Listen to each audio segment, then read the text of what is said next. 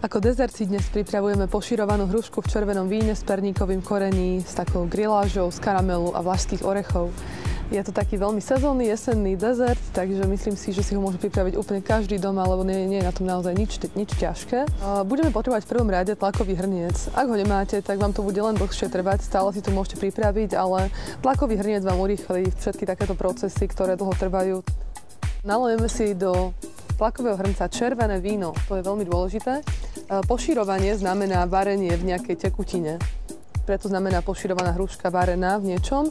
My si ju varíme v červenom víne, ktoré si troška spojíme s vodou. Môžete tak pol na pol. Takže víno, voda a potom je veľmi dôležité perníkové korenie. Toto všetko sú také vianočné, voňajúce medovníkové koreniny, ktorých si tam môžeme pridať hojne, aby tá hruška naozaj zavoňala. A teraz prichádza na rad spomínaná hruška.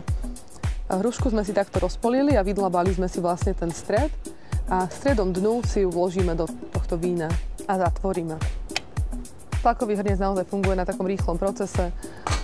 Prikryjeme toto veko, zatvoríme, nastavíme na funkciu ovocie, zelenina a bude sa nám to variť, predpokladám, nie viac ako 5 minútiek.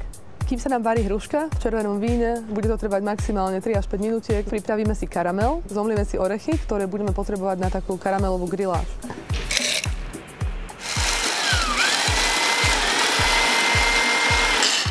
Orechy tam dajú veľmi dobrú chuť, troška tej chrumkavosti, tej hruške, ktorá bude po uvarení mäkká, vôbec nezaškodí.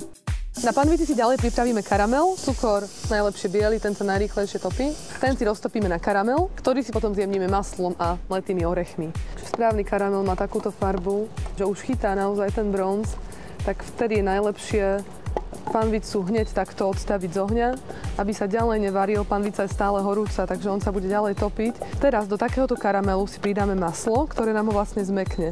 Pretože keby sme ho teraz nechali vychladiť, tak karamel zasa bude tvrdý ako cukor. Teraz vložíme a vsypeme troška orieškov. Veľmi dobre nám to zahustí tú masu a vznikne nám taká griláž. Je tu taký obrázok, kde kreslia paru, takže my si vlastne nastavíme tento spínač. Už keď nám dosyčal, tak vieme, že nie je natlakovaný, takže ho môžeme bezpečne otvoriť.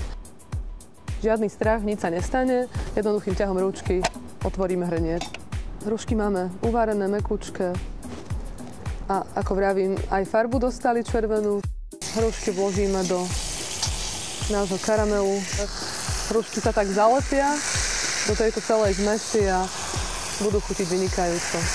Tento dezert je ideálne podávať so smrzlinou. Ja mám veľmi rada horúce dezerty podávané s niečím ľadovým. Je to výborné na zuby. A samozrejme nesmieme vynechať túto griláž, pretože to je na tomto dezerte to najlepšie. Poširované hrušky v červenom víne s perníkovým korení a orieškovou grilážou máme hotové. Je to ideálny jesenný dezert, ktorý zvládne každá gazdinka.